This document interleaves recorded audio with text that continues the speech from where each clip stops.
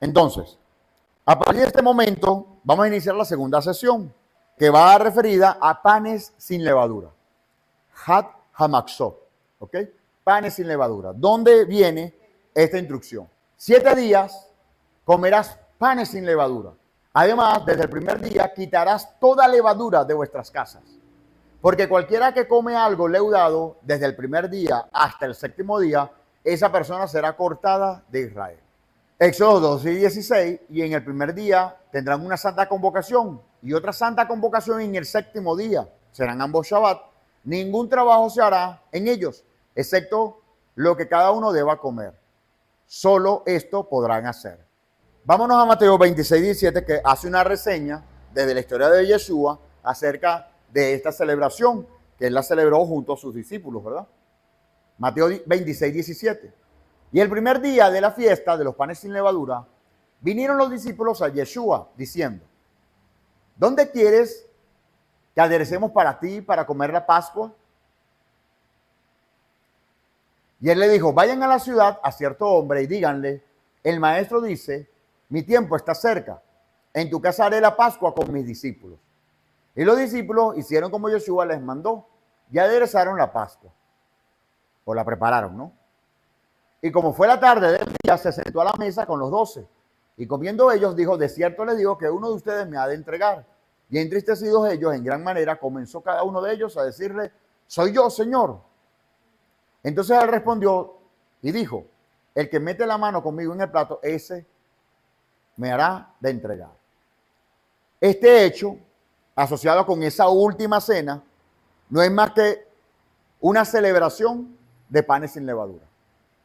Del primer día de panes sin levadura, esa cena que Yeshua tuvo con los discípulos.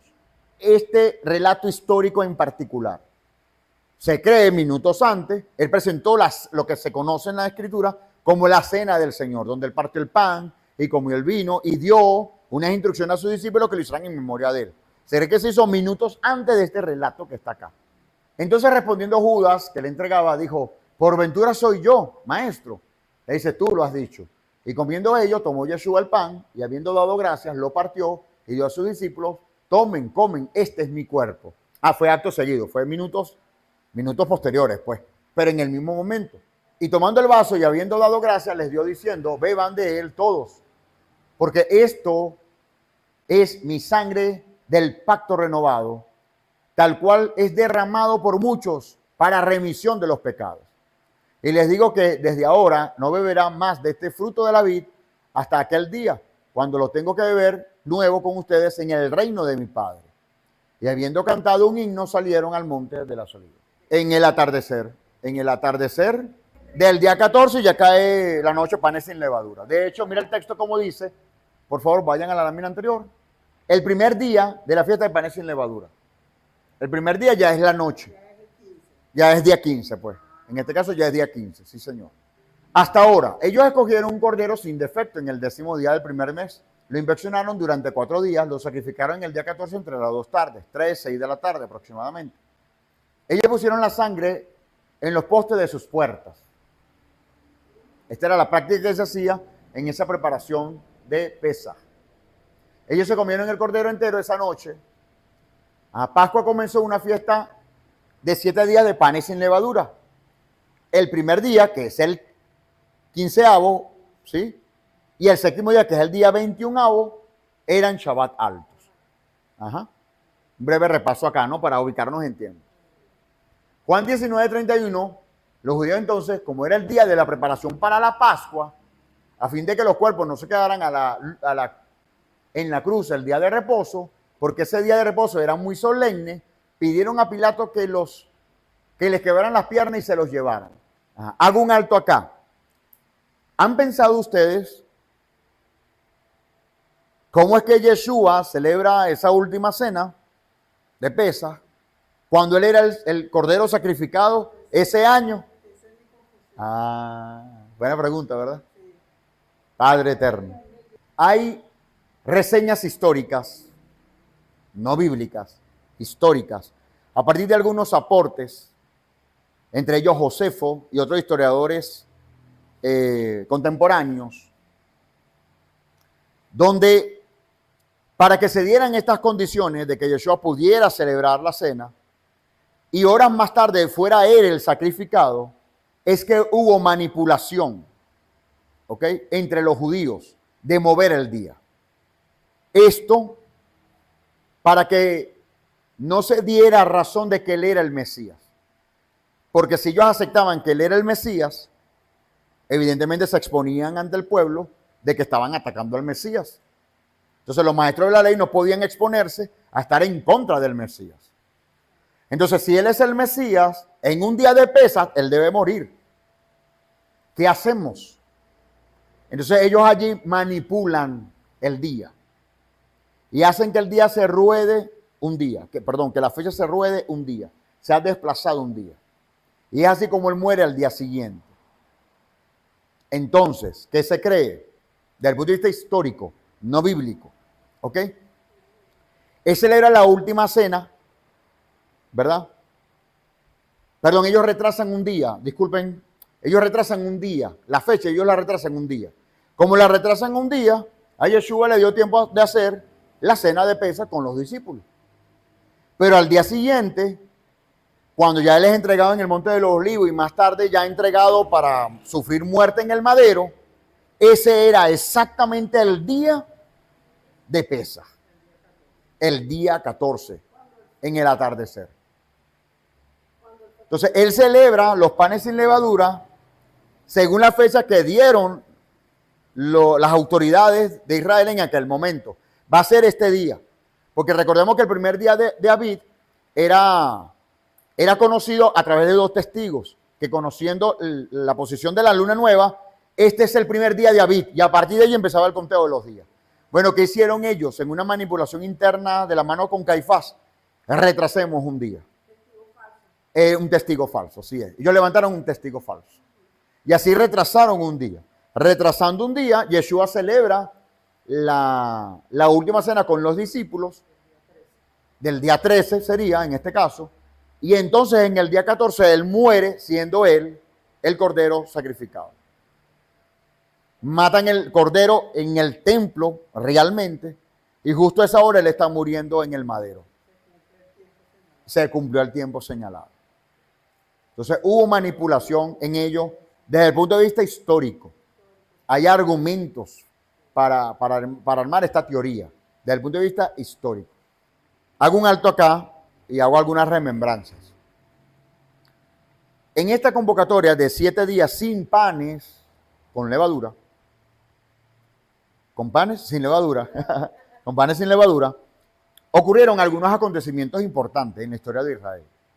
Por ejemplo, la escogencia, la selección, ¿no?, y el ordenamiento del sacerdote levítico se dio en esos días.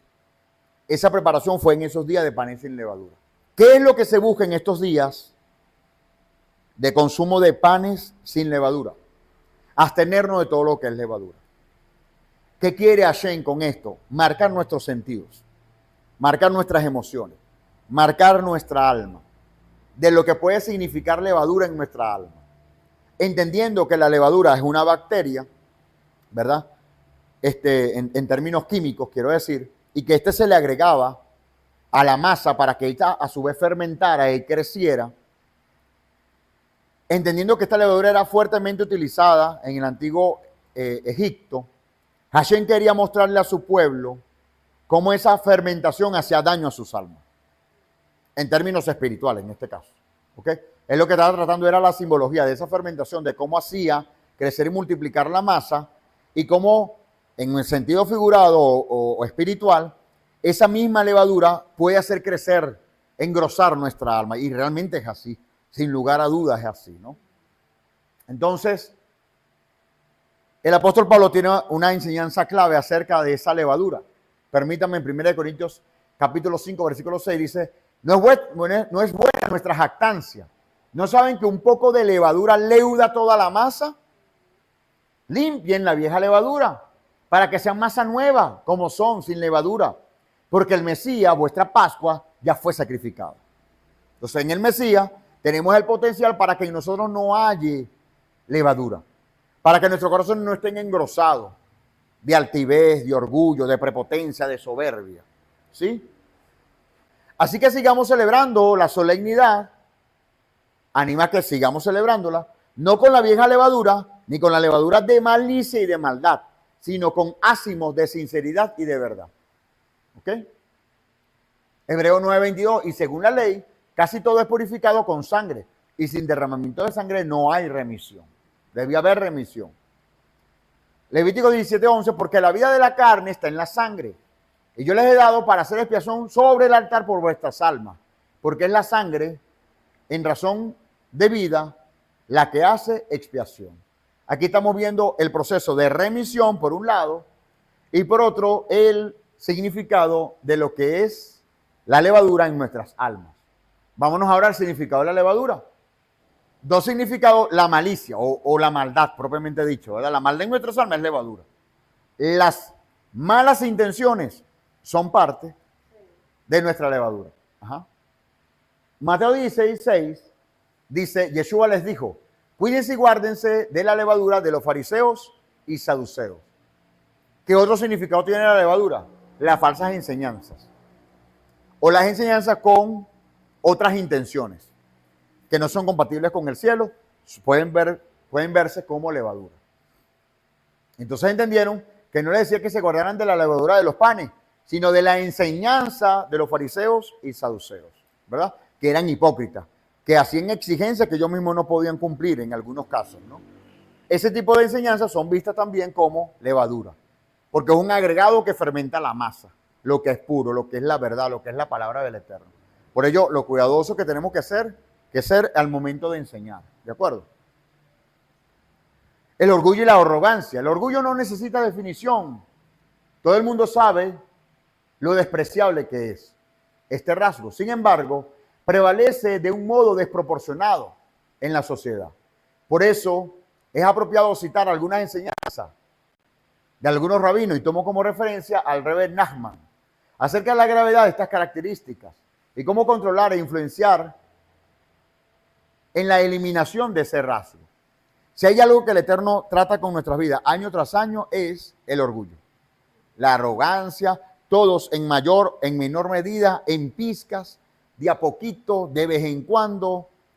Vamos a tener indicio de esto, porque esto es propio, este rasgo es propio de alguien que tiene una naturaleza caída. ¿Ok? Entonces, estamos nosotros llamados a estar renunciando a ella de forma constante, a no permitir ser contaminados con levadura. Sin embargo, en nuestra humanidad es inevitable que eventualmente tengas contacto con ella. Ahora, que es importante que ella no te domine. Si tú te descuidas, ella te domina. Que no fermente. ¿Sí? Y vaya que hay unos que tienen unos 18 años, unos 24 años, ahí bien concentradita, ¿no? Ajá. Entonces tenemos que cuidarnos de ellos. Y allí el proceso de quitar la levadura. De hecho, para esta convocatoria es importante no solamente el no consumir levadura, sino el abstenernos de todo indicio de levadura, incluso en nuestras casas. Y aquí se desprende una buena enseñanza. Y aprovecho de una vez repasarla, ¿no? El tener cuidado de no tener levadura en casa, ni tener nada que pueda fermentar, como por ejemplo la avena y otras 3 especies más en grano que pueden fermentar. No deberíamos tenerla en la casa porque son susceptibles de generar levadura. Hay que quitarla de la casa. Por si fuera poco, desde la antigüedad, muchos años, después de toda esta historia de Israel en Egipto, ¿verdad? Los sabios de Israel consideraron también como parte de la levadura, además de la arrogancia, el orgullo, además de las falsas enseñanzas, todo aquello que me ocupa un espacio. Entonces de allí se derivan otras ideas, donde la casa tiene que ser libre de levadura, literalmente hablando de levadura, ¿verdad? Pero que al mismo tiempo yo puedo considerar que todo aquello que me está ocupando un espacio y que no me es de utilidad es un tipo de levadura. Entiéndase de ropa vieja. Ese vestido que yo me lo voy a poner en un momento especial, pero han pasado ya 15 años. ¿No crees que hayas tenido bastantes momentos especiales y aún así no retiras ese vestido? Regálalo. Aquella pulidora que se dañó un día y ya tiene 24 años en el garage. Ajá. Entonces, es buen momento, así como procuramos una renovación a nuestra alma, tomando en cuenta que nuestras casas, nuestros hogares, son un reflejo de nuestra alma, nosotros debemos procurar también eliminar aquello que está ocupando un espacio, que no me está sumando, que no me está edificando, que no me es productivo. Debo eliminarlo. Porque en un sentido figurado, ello puede representar levadura, porque está ocupando un espacio que me es útil en mi alma o que me es útil en mi casa. ¿Lo estás viendo? Entonces, la invitación en esta preparación de sacar la levadura a tiempo, además de la parte alimenticia, sacar todo aquello que me es estorbo, porque la levadura es vista como un estorbo en el alma. Hay que hacer una limpieza profunda, así es. Entonces, para la eliminación de este rasgo, es importante tomar en cuenta algunas premisas. Anualmente siempre las repaso, ¿no? Creo que son de vital importancia. Una es que el orgullo trae pobreza. Hay gente que en tiempos actuales vive en pobreza a causa del orgullo de su pasado. O el orgullo que mantuvieron en sus almas en su pasado. Conocí a mucha gente, amados, arrogante en un pasado cuando vivieron sus días de gloria. Y que a partir de ese orgullo, en este tiempo presente, viven vidas empobrecidas. En algunos casos particulares, pareciera que la tendencia, haciendo yo mis análisis internos, ¿no?, sobre estos cuadros, sobre estos escenarios en algunas personas o familias, que es producto del orgullo que vivieron en el pasado. ¿Ok? Porque fueron arrogantes. Y se hicieron dioses a sí mismos. Porque el tema de la altivez es que trae la consecuencia de que tú consideres o te consideres un dios de sí mismo, donde tú dependes solamente de tus propias fuerzas y que, por supuesto, al depender solo de tu propia fuerza, tú dejes a un lado a tu Dios. El yoísmo es parte de ello. El alimentar tu ego. En creer que depende solo de ti y no del Eterno. Ese es un carácter propio del faraón. El faraón se consideraba a sí mismo un dios. Entonces el orgullo trae pobreza. Hagamos un análisis en esta preparación, que estamos a semanas, ¿verdad?, para celebrar Pesaj. Hay orgullo, Señor, lo logro identificar, o el Señor te lo muestra, renuncia a ello. Porque tarde o temprano, si no renuncias a ello, eso traerá pobreza. ¿Qué alimenta el orgullo? El dinero, la fama, la popularidad. ¿Ok? El egoísmo nutren el orgullo. Comer y beber de forma desmedida trae orgullo. De hecho, eso es muestra de indicios de orgullo en la vida del ser humano. El orgullo es un tipo de idolatría, pues el individuo se endiosa a sí mismo. El orgullo puede disfrazarse de falsa humildad cuando se busca el reconocimiento y el honor. La arrogancia y la inmoralidad sexual están asociadas. ¿Conocerá usted o llegó a conocer usted a alguien que fuese inmoral sexualmente hablando y que sea arrogante? Va de la mano, hermano. Dese cuenta de eso. Usted difícilmente agarra o alcanza a ver a una persona que sea inmoral sexualmente que sea humilde. Difícil. Generalmente la inmoralidad sexual va acompañada de la arrogancia, porque eso te otorga placer. Y el placer alimenta el orgullo. Entonces, estos días son para delastrarnos a toda costa, mis amados. Repito e insisto, muy aparte a la alimentación, es que tú tengas la conciencia también de abstenerte de este tipo de levadura, que renuncies a estos tipos de levaduras que están afectando tu alma, ¿ok? Que son las que no permiten que los cielos se abran sobre ti, que las puertas se abran para ti. Es producto del orgullo, mi amado. La arrogancia lleva a la homosexualidad y a la ira. Este es un pensamiento rabínico. Yo creo en eso, mis amados.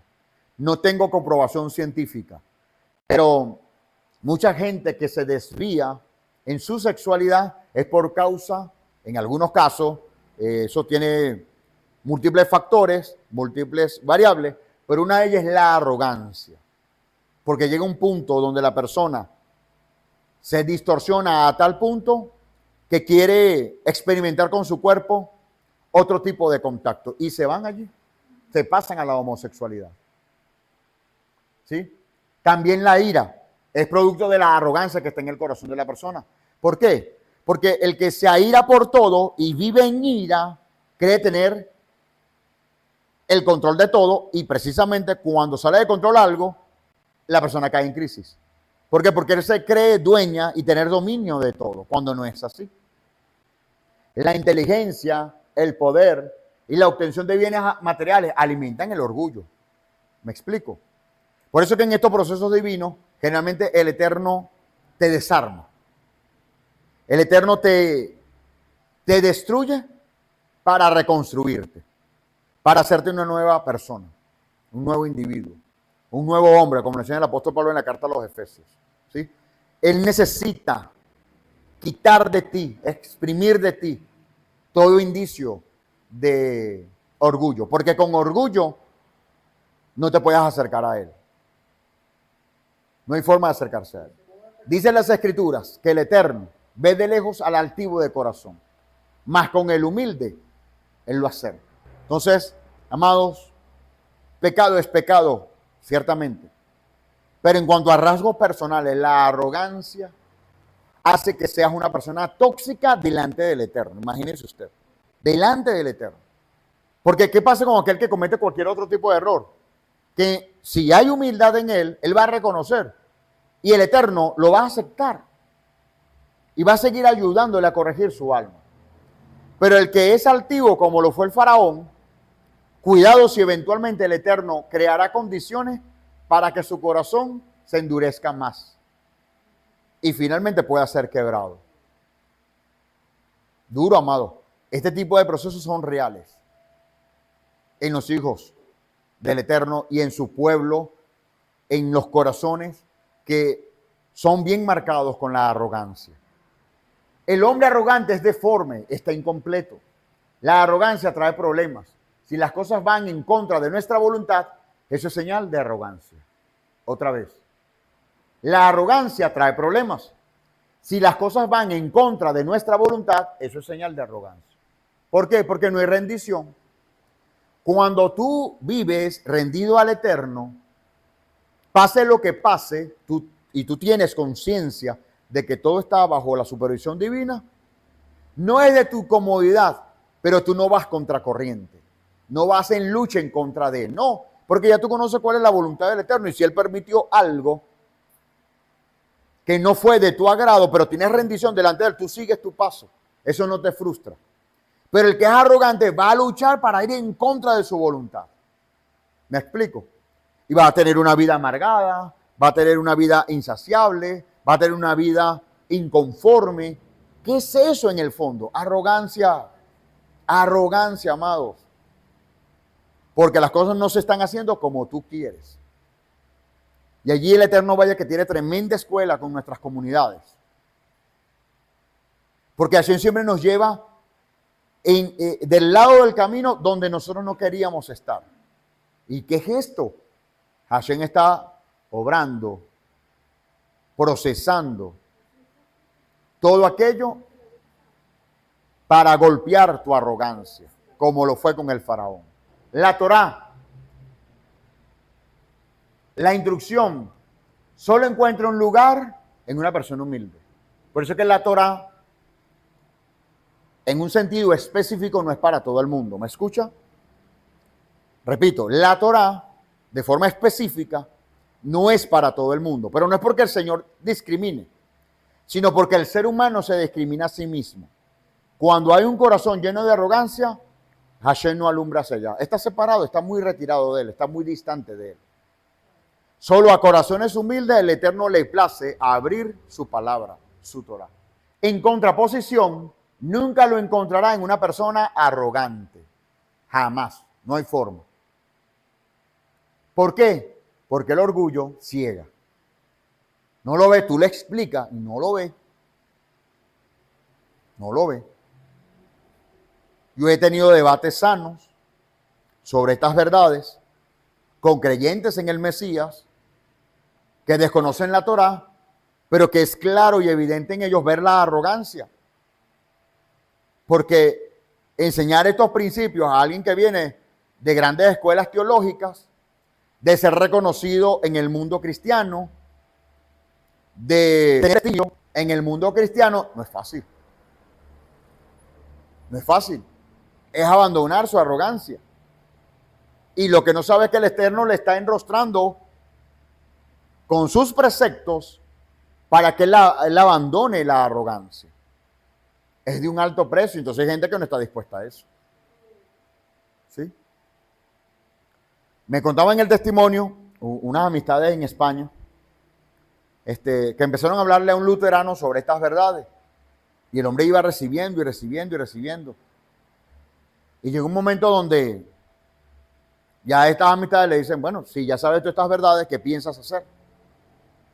Y él fue confrontado con todo esto. Y mira, yo sé que lo que ustedes me están enseñando es verdad. Porque me lo están demostrando por las escrituras. Yo no tengo duda de eso. El tema es que a estas alturas yo le trabajo a una organización. Mi vida se la he entregado a una organización. Tengo 25 años de servicio a una organización cuyas doctrinas son completamente distintas a esta.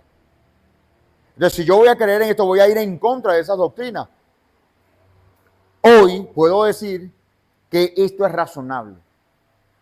Me cuestiono ahora mis doctrinas, pero yo no puedo renunciar a ello después de todo lo que yo he alcanzado. ¿Tú te imaginas si yo voy en contra de la organización con toda esta postura? Quedaría en la calle al día siguiente. Él tenía claridad en el punto, pero no tenía el dominio propio para tomar una decisión. ¿Qué es eso en el fondo? Orgullo, arrogancia, falta de humildad. ¿Me explico? ¿Cómo es posible que después de tantos años de esfuerzo, orientado a, ahora con cortas palabras quedó completamente desarmado? Como me dijo un creyente hace unos años, un discípulo del Mesías, a quien le mostré esta verdad, por lo menos tuvo la humildad. Le puse varios videos, varias enseñanzas, en un tiempo más o menos de mediodía, y al terminar el hombre quedó desarmado con los brazos a los lados del sofá. ¿Qué te pasa? Solo sé que no sé nada. Él no tiene mucho que perder, pero él renunció a todo eso. Porque eso implica un precio. Entonces, quería hacer este énfasis en relación a panes sin levadura. Vea que no es solamente dejar de comer levadura, sino qué pasa con mi alma. ¿Cuál es el tratamiento que debo darle a mi alma? ¿Me explico? Si tengo resentimiento en mi alma, si no he perdonado a nadie, ¿qué crees tú que es eso? ¿Levadura? Esos días son para que tu alma sea limpia, para que tú puedas ejercer un sacerdocio delante del Eterno. No de casualidad, los sacerdotes fueron nombrados en esos días, fueron ungidos en esos días de panes sin levadura. ¿Sí? Eso es lo que quería mostrar sobre panes sin levadura.